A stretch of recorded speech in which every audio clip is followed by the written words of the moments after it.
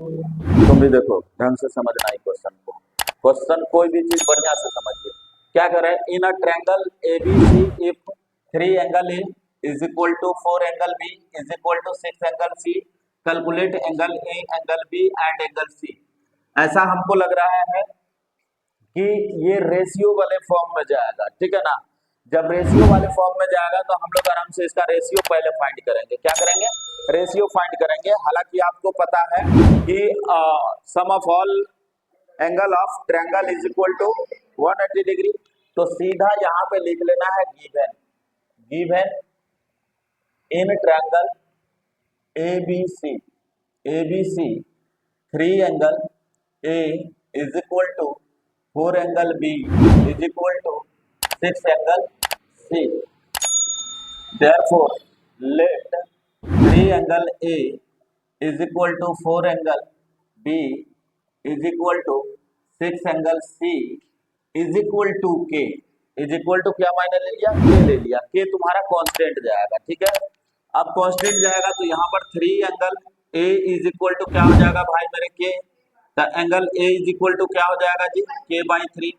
फिर बेटा अब यहाँ पे फाइंड करना है 4 angle B is equal to K। तब फिर angle B is equal to क्या हो जाएगा जी? K/4, ठीक है। फिर आपको क्या करना है यहाँ पे 6 angle C is equal to क्या ले लेना है K। तो angle C is equal to क्या हो जाएगा आपका? K/6, ठीक है जी। अब इतना हो गया तो आपको क्या करना है? A is to B is to C, ठीक है ना। A is to B is to C कर लेना है। और तब आपको क्या लिखना है? A के जगह पे K/3 लिखना है इज टू, और B के जगह पे आपको क्या लिखना है? K/4 लिखना है। और C के जगह पे आपको क्या लिखना है? K/6 लिखना है। टोटल का एलसीएम आपका कितना हो जाएगा बेटा? 12 हो जाएगा। 4 तिया 12 यानी 4K हो जाएगा इज टू, फिर 4 तिया 12 यानी 3K हो जाएगा, फिर इज टू 6 दूना 12 यानी 2K हो जाएगा, ठीक है। अब आपको जो है K भी सब में है और 12 भी सब में है, तो आपका ये हो जाएगा 4:3:2 इंटू K/12। इसका बात अब हटा लेते हैं।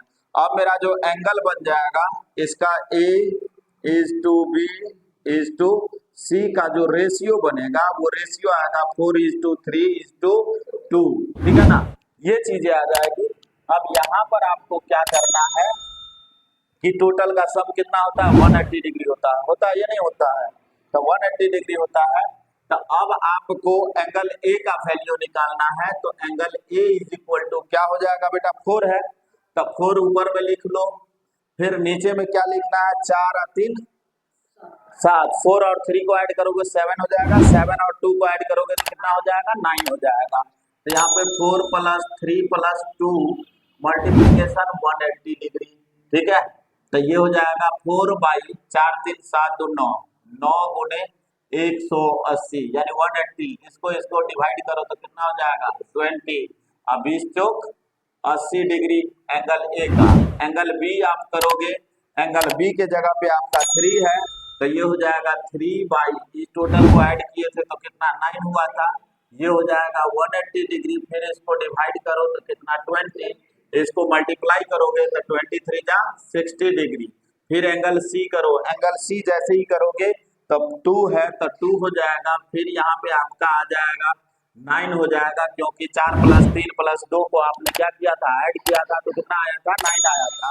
अब फिर इसको आपने क्या किया? 180 डिग्री से डिवाइड किया तो ये और ये कट जाएगा तो कितना हो जाएगा? 20, 20 दूना 40 डिग्री। वीडियो को पॉज करो और इसको लिख लो जल्दी फटाफट। अगला क्वेश्चन बोलिए। सत्य है फाइंड करना हमको 2 एंगल यानी 3 एंगल फाइंड करना पड़ेगा। कितने एंगल फाइंड करना पड़ेगा? 3 angle. The sum of triangle की बात, तो हाँ ट्रायंगल की बात की है इसलिए हमको 3 एंगल फाइंड करना पड़ेगा। आपको भी पता है ट्रायंगल में कितने एंगल होते हैं? 3 एंगल होते हैं। यहाँ कह रहा है the sum of 2 angle, sum of triangle कितना है? 116 डिग्री है। 2 एंगल का सम कितना है? 116 डिग्री है। और उनके डिफरेंस यानी उनका डिफरेंस क्या है बेटा?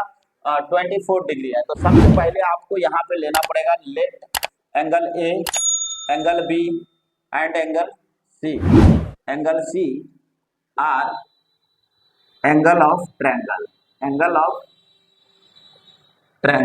ठीक है जी।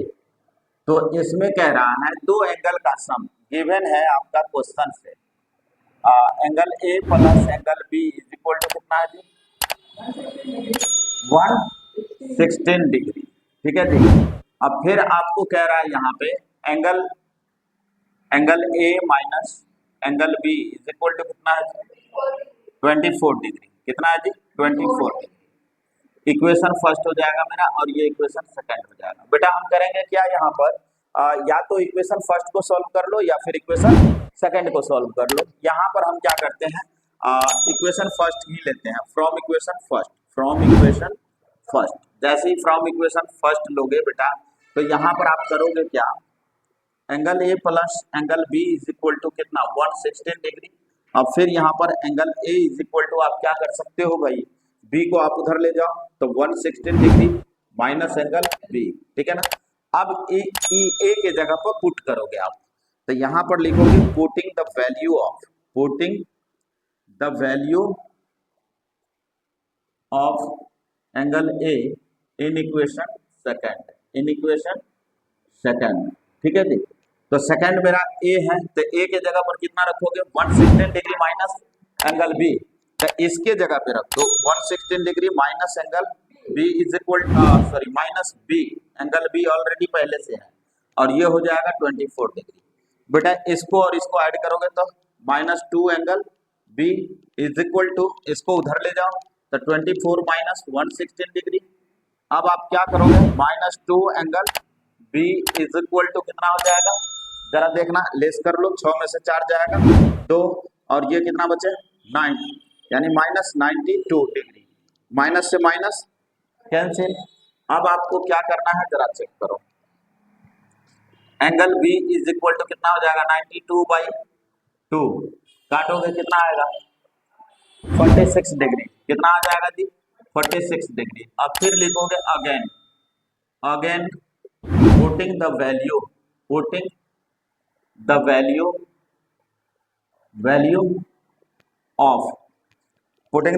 ऑफ क्या हो जाएगा जी, putting the value of angle B in equation first कर लो, इन इक्वेशन फर्स्ट। ठीक है जी। फर्स्ट मेरा क्या है angle A plus angle B. तो जैसे ही आप लिखोगे एंगल ए प्लस बी के जगह पे आप कितना रखोगे 46 रखोगे, 46 degree is equal to 116 degree. तो angle A is equal to क्या हो जाएगा बेटा 116 माइनस 46 डिग्री के में लिख दो।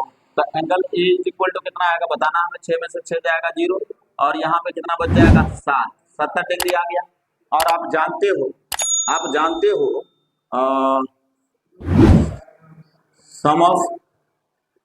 सम ऑफ ऑल एंगल्स